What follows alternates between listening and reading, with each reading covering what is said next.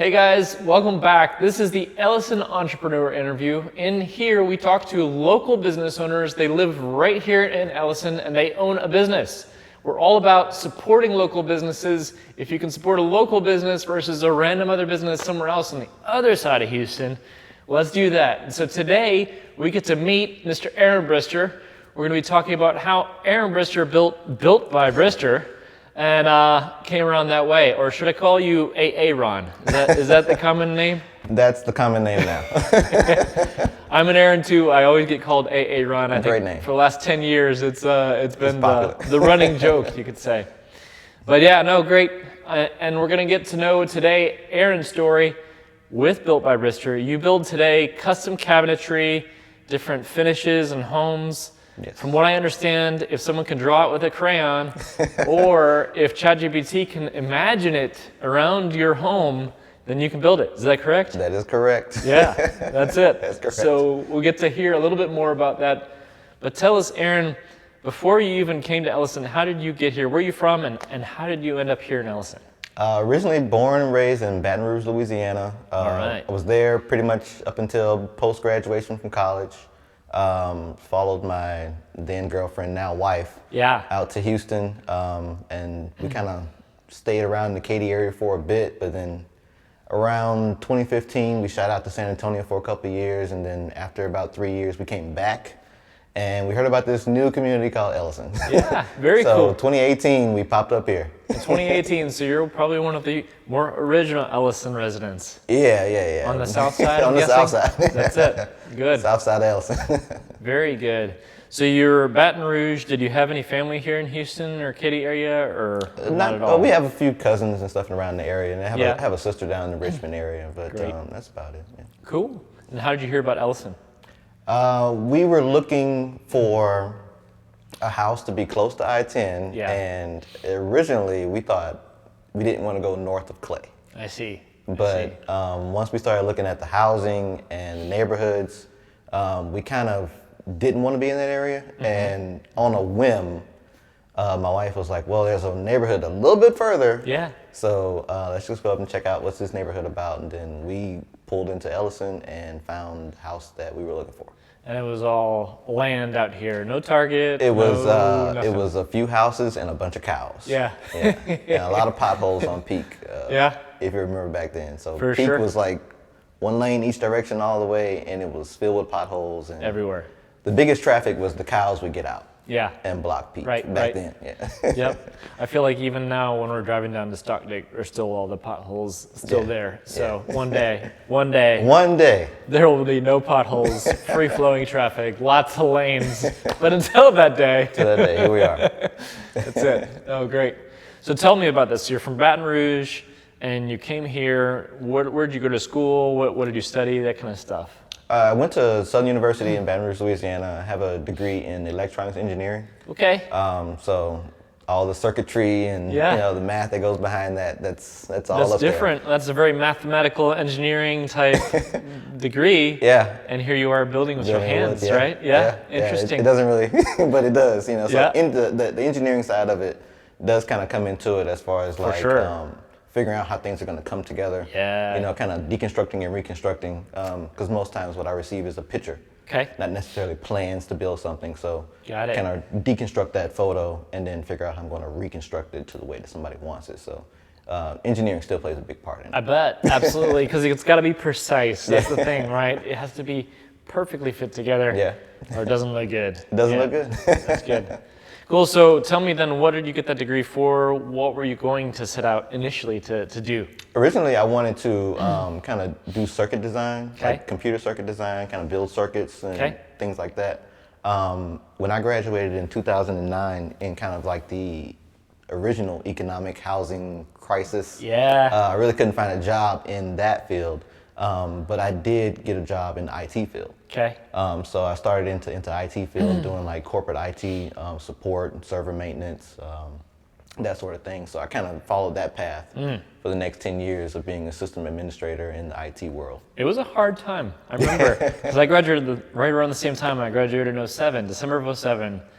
And there was just no jobs. It was like 200 applications, 0 phone calls, 0 emails. You don't exist. Yeah, let's right? not go back. Too many choices out there at the time. Yeah, definitely early graduate competing with somebody who had, 5, 6 years, 10 years of experience in the field kind of put a damper on getting a job fresh out of college. Right.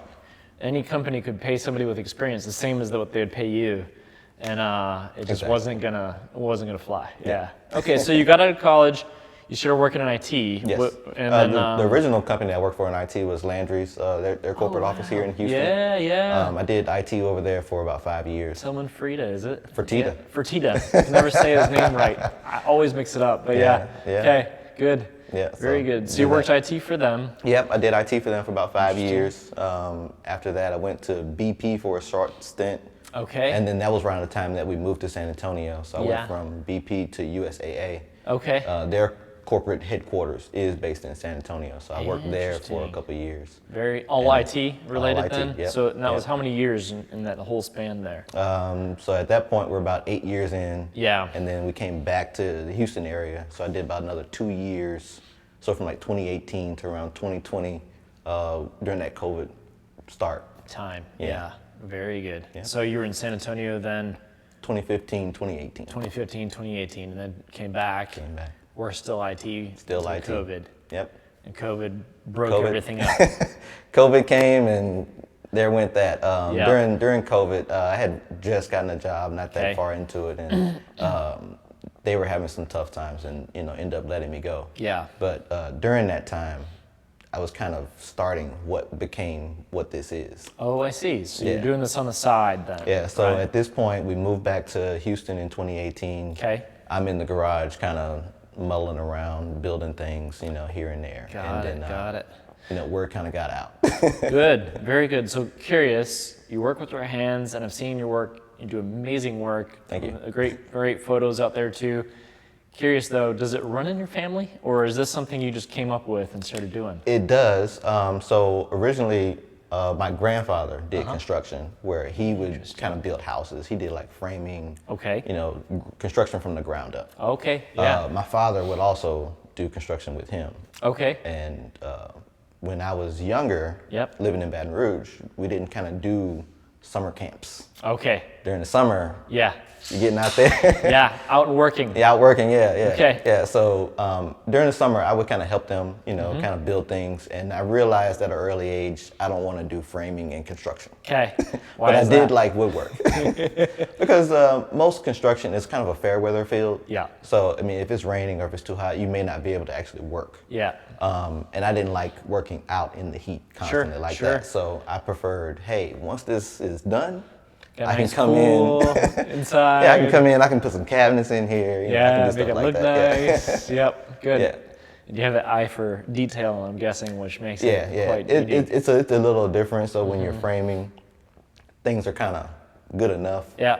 Versus when you're doing cabinetry, it can't be good enough. Right. I know every inspection report I see, the inspector's always like, look at these beams. They're all kind of like just hung together by some nails up in the rafters somewhere in the house. I tell people the wall looks straight until you put something straight on it. And then it's not. And then it's not. Yep. And then you have to deal with that and make fault. it look right. Yeah. And I'm sure this is with this too, and we were talking about this with the last interview we had, and they do some custom blinds and things like that.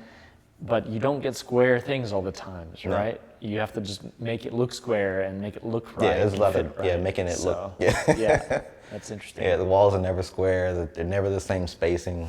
But when you stand back, it looks to the naked eye. It does look straight and square. But then once you get into the details of it, you realize. Yeah, good. Very good. So did you start this kind of as a hobby, just building some things for yourself? Yeah.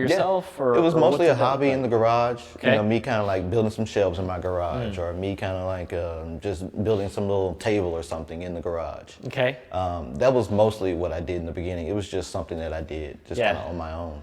picked up a lot of tools over the years. Yeah, every time there's an opportunity to buy a tool, you buy it. Yeah, I know I probably spent a lot more money on tools to build things than I would have spent just paying somebody to do the work. And that's part that goes into it. You got to have the right tools to do the right job. Yeah, for sure. It makes it a whole lot easier. So cool. So you built some things for yourself, but then when was maybe the first thing? Can you remember the first thing that you built for somebody else? I remember.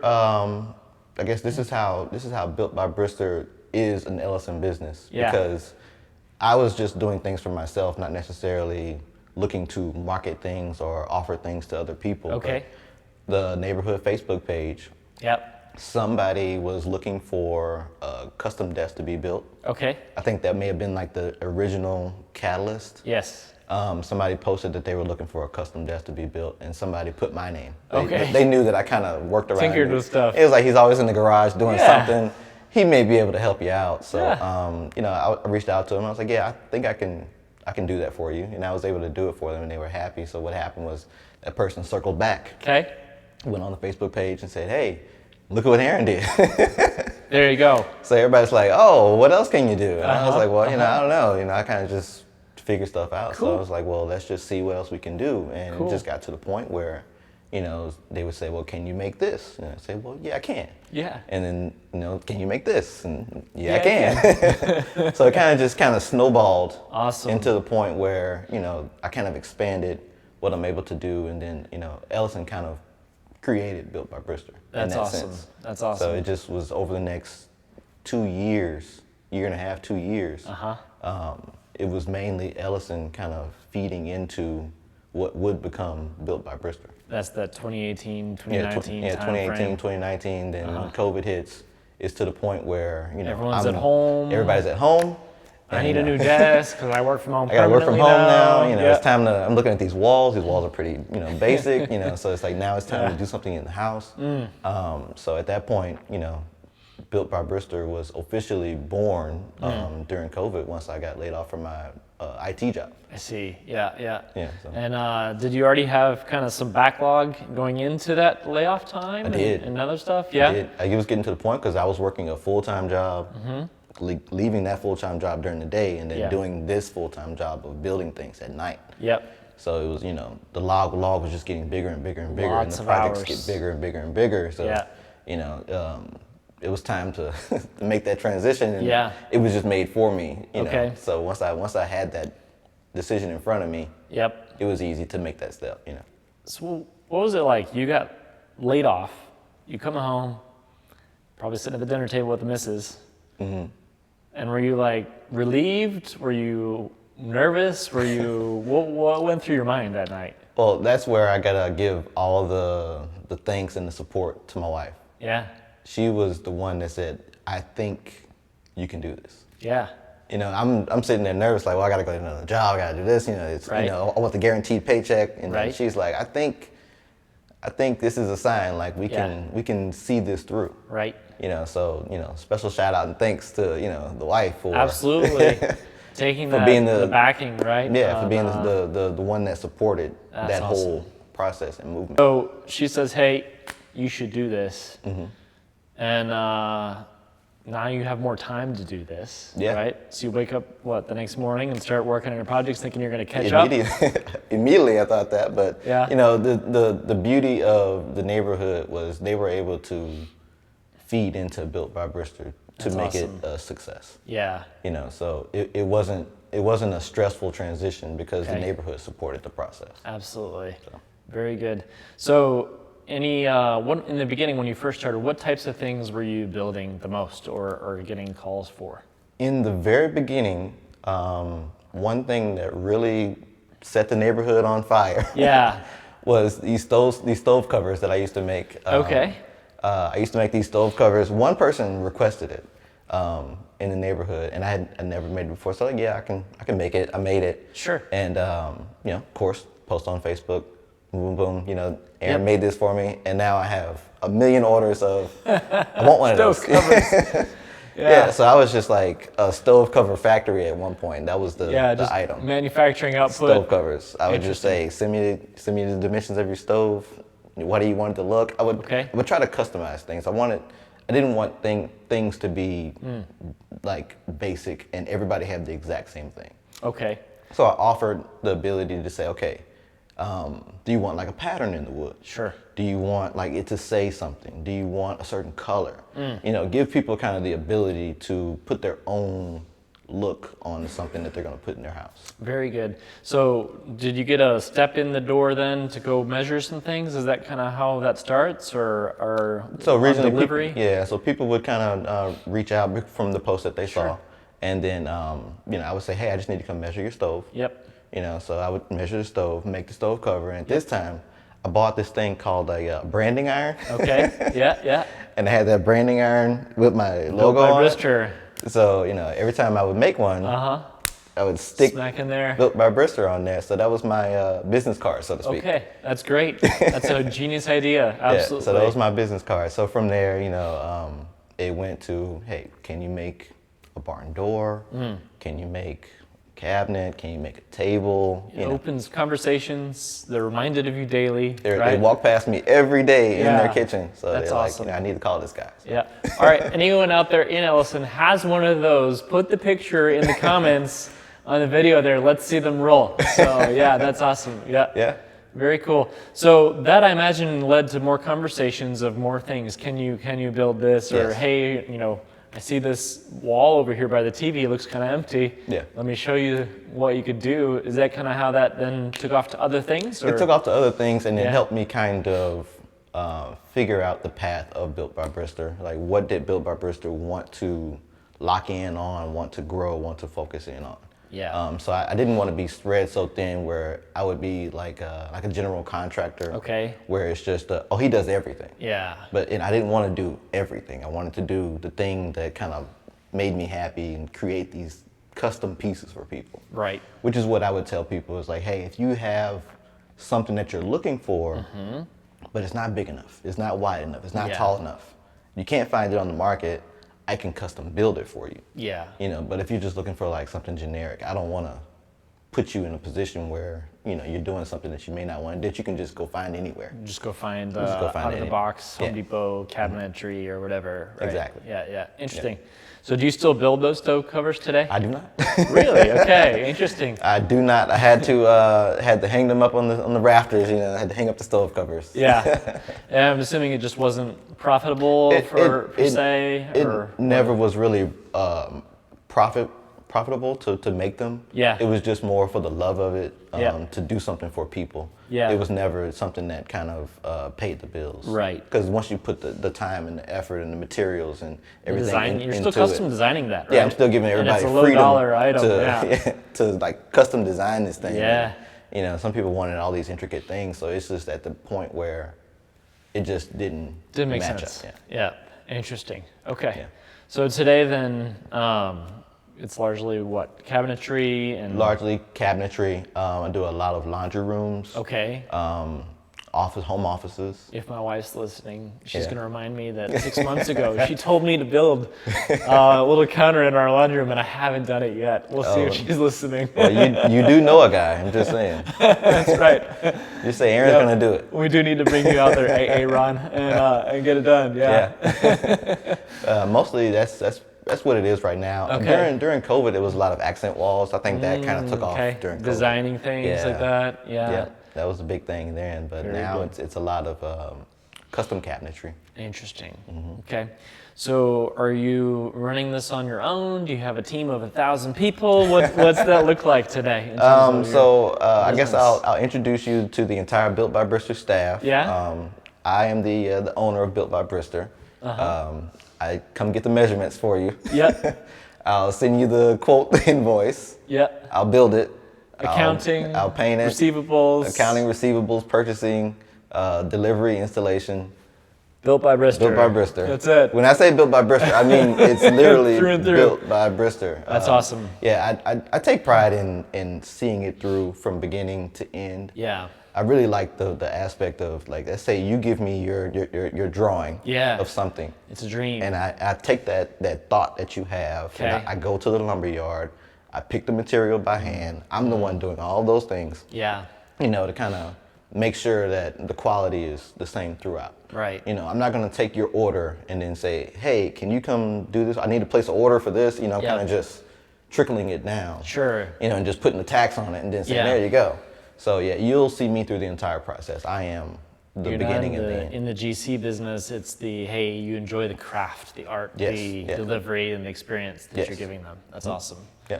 Very good. And I think that speaks to quality for sure. I can see it through all the way to the end. So that is something that, you know, you kind of lock in on over the years and make sure that you have to set yourself apart. You know, you can't just create anything or do anything because, you know, what may seem minor to you is just another cabinet. This is somebody's home. Yeah. This is somebody's place where they feel comfortable and they're happy in that setting. And if they're going to look up and see, I paid that guy to do that and I'm not happy, you know, I don't want to be that guy. Yeah. You know, so it needs to speak to quality, right? And ultimately that's going to be there for a lifetime, right? And so, very good. That's it. Awesome. So talk to me a little bit in terms of how, because you're doing everything, right? It gets tricky. Marketing goes. Does this business largely come to you just word of mouth from photos? Have you engaged in other tactics of marketing, or about what do you find? 80 or 90% of it is again back to the neighborhood. Yeah. You know, Elyson has been very big in supporting.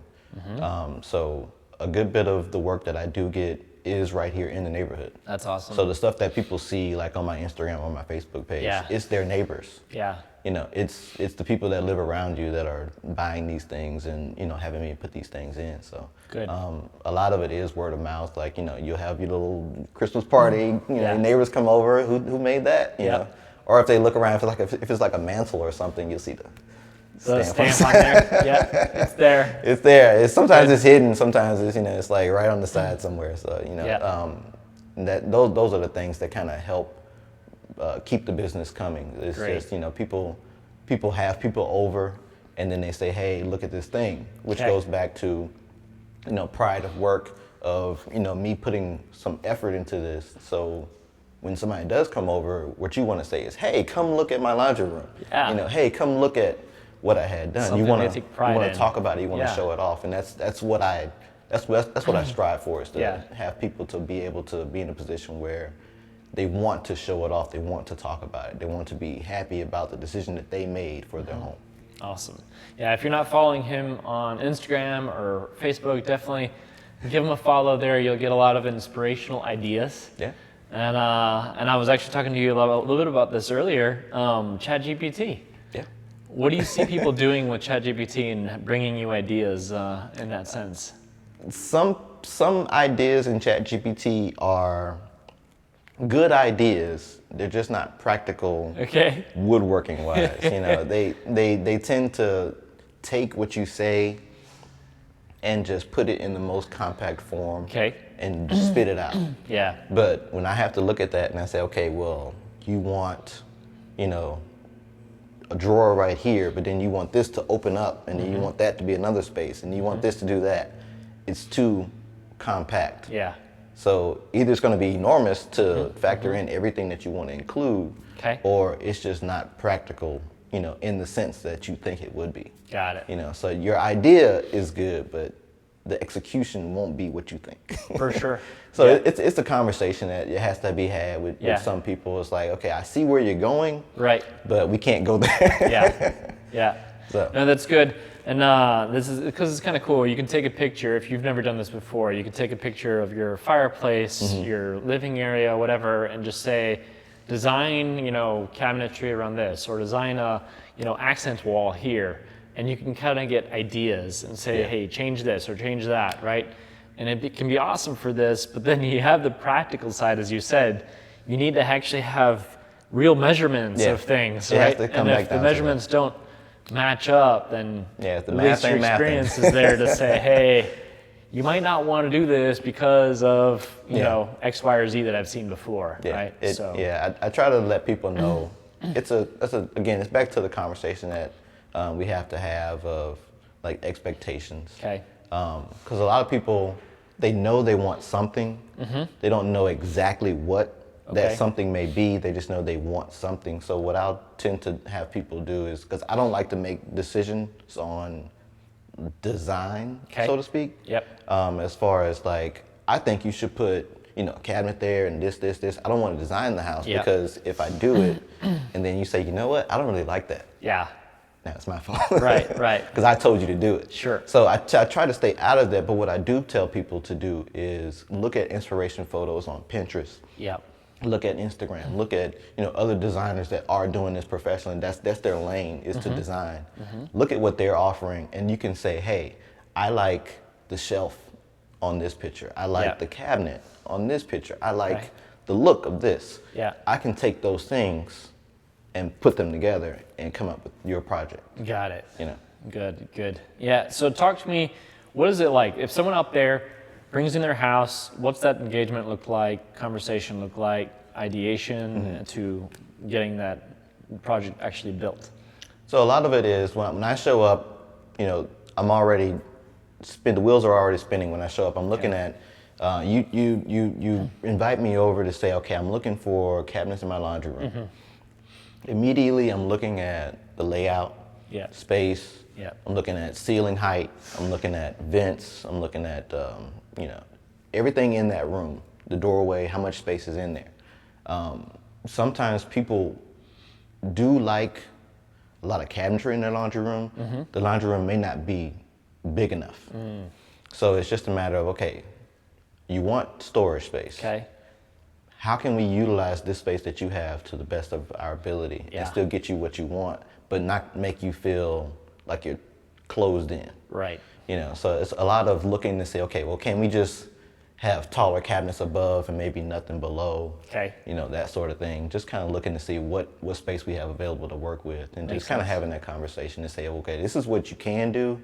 This is what you can't do. And you got ideas you show pictures of? Is that kind of if they're a little lost on probably like where they want to go? You know, I can say, hey, look at these are some of the things I've done in the past. Here's something that's similar to your space that you may want to consider. You know, that sort of thing. But a lot of times I'll say, hey, just pull out Pinterest. Type in laundry room. Type in, you know, living room. And you'll get tons of ideas, millions of ideas instantly, and then you can kind of pick and choose. Even with choosing colors, like color schemes. I tend to say, make sure that you're selecting the color that you like. You know, when it comes to, you know, when people say just pick a color. I really can't. You got to pick something that they like. Because I pick a color and you don't like it, I have to repaint it. You know, so. So that goes back to, you know, time and, you know, things that go into finishing that job is, okay, now I got to repaint it. So now that pushes somebody else back, because the model of Built by Brister is first in, first out. So if you're first in line, you're the first one that's going to be out. So if I'm still working on your job because I want you to be 100% happy, that next person is going to have to slide back a bit. They have to wait a little bit. To make sure that you're 100%. You're the one-man show, giving A+ quality, right? And so, got to manage the queue of people always. So, it is a double-edged sword of being a one-man show. You do get the hands-on from beginning to end, but there is those times where you may have to pivot because you have to put a little bit more time and effort on one project as opposed to, you know, moving on to the next one. So, but then again, it's just conversation of letting somebody know, like, hey, something came up with this job. Once I'm done with this job, I'm on to your job. Makes sense. Good. Very good. So tell us, do you still work out of your garage today? I no longer work out of the garage. My lovely wife kicked me out of the garage. Too much dust and sawdust in the house? Too much dust everywhere. I mean, dust is just everywhere. So, I worked out of the garage for about 2 years or so. And of course, that means her car had to be in the driveway. So, you know, rain, cold, she had to go outside to get to it. But what was really the catalyst of me moving out of the garage was the projects became too large. So it got to a point where I would have to move projects out into the driveway to have space to assemble things, to paint things, and it just was overwhelming to the point where you had tools, you know, table saw and dust collector and all this machinery. taking up half the garage, and then it leaves you with another spot to assemble, and then you got to have materials storage. You know? So eventually it just was, the wall started closing in. So I was able to find a space to move Built by Brister out into an official workshop. So it sounds to me like you almost spent more time rearranging your garage to do a specific task or a specific thing or store something. It would definitely take about an hour and a half to just set up to be able to start something. And then of course at the end of that, you have to reverse that. So another hour and a half of, okay, let's put everything back out the way so we can maneuver through here. Got it, yeah. I bet that gets tricky too in terms of the business aspect, because then you open up a shop and you've been charging one way, but now your costs are a little different, right? Like, you're leasing. I'm guessing lease is not cheap. Leases are not cheap. I mean, that was the eye-opening business part of it. I never was a business person as far as like educational goes. Like, I didn't go to school for business or management, that sort of thing. So learning how to run a business was more difficult than learning how to build, this custom built-in cabinetry. So the designing, the look, the feel, the quality came natural to you. Yeah. You're intricate with those details like an engineer, as you're educated to be, right? Yeah. Mathematical, precise. But accounting, what did you learn along that side of things? I learned that I wasn't good at it. That's why I had to give my wife the accounting role. It's like, okay, hey, what are we looking like? And that's when, you figure out, okay, being in the garage, your overhead is basically zero. Yeah. You're not paying a lease, a monthly lease. You're not paying that electricity, that separate electricity. You're not paying that business insurance. You're not paying all those things. So now when you go official and you have a warehouse, a workshop space, all those things come into play. So now it's like, okay, let's go back to the table. Me and the wife sit down at the table and say, okay, hey, let's rework these numbers. Where do we need to be? How do we make this what it should be? Billable hours, making sure that, labor rates are being charged right, payroll taxes, all these things that go into place when, just building stove covers, you don't think about it. No. But now when you're building, custom laundry rooms and home offices and that sort of thing, it's like, okay, we need to figure out where we need to be and what we need to do to get there. So it's just okay, let's just figure this out, stop. And figure this out, because if not, you're basically upside down. You're hemorrhaging money. You're spending more on labor and materials, and then when you get your payment, it's not enough. It's gone. It all went to the leases, not to you, right? So you're basically working for free. It's got to be complicated to do and figure out, and then you got to sit down and work on your business, which doesn't bring money, right? Like it's figuring out those processes that and what I learned over the years is the better you get at what you do, the less you will do what you are good at. So the more I've built the company of Built by Brister, of being able to offer these things, I spend more time on the backside of, okay, how do we make sure that this is successful? It pulls you away from that. But being able to see it grow and be successful is still, it's rewarding. Absolutely. That's the fun of it, right? That's the beauty of it. No, good. And there's just an element too of, hey, you own your schedule, you own your whatever. You probably work more hours, right? At the end of the day. But you have the freedom to choose where and when to work, and all those kinds of things. And one of the major things that I wanted to do once I transitioned from working corporate America and Built by Brister to just Built by Brister is that family time. Give that family time back, because before the family time was going to Built by Brister. So now that there's no more corporate job and Built by Brister is happening during those corporate work hours, I was, wanted to make sure that, hey, those nights and evenings, back to the family. Those weekends, back to the family. Because they were the ones that were paying the price of, me building this business, so giving that back to them was, top priority. It's huge, And you, as a business owner, you have the control, you have the time. Sometimes it takes the effort of defining it and saying, I will do this. It's a hard conversation for some people. Some people feel as if I message you for something, I need to answer immediately. Right. But if you go to Chick-fil-A on a Sunday, they're not going to take your order. They're not going to answer you. And you're not going to be upset about it.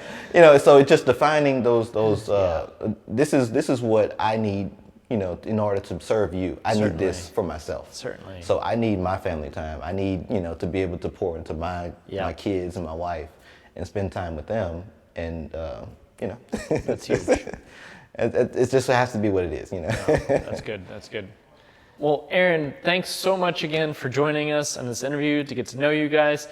If you guys know anyone who needs any work, any custom cabinetry work, laundry rooms, all that kinds of stuff, businesses too. Do you do anything with businesses? Sometimes, yeah, I do stuff for like businesses, small businesses. Yeah. What kinds of things for businesses have you built? Similar to cabinetry, a lot of cabinetry for businesses, shelving, that sort of thing. Sometimes they need something in their back room or something like that. Yep. For the Elyson business, the liquor cabinet, the shelves behind the counter there. We've interviewed them too, right? So that's great. If you guys have a need for any kind of custom cabinetry work, custom finishes, mantles, whatever, woodwork, you know who to call. But Aaron, tell us, how do we get in touch with you? The best way is to either email me or follow me on Instagram or Facebook. Email is builtbybrister@gmail.com. Social medias are all at builtbybrister on Facebook and Instagram. I prefer an email, or you can send me a DM on either Facebook or Instagram.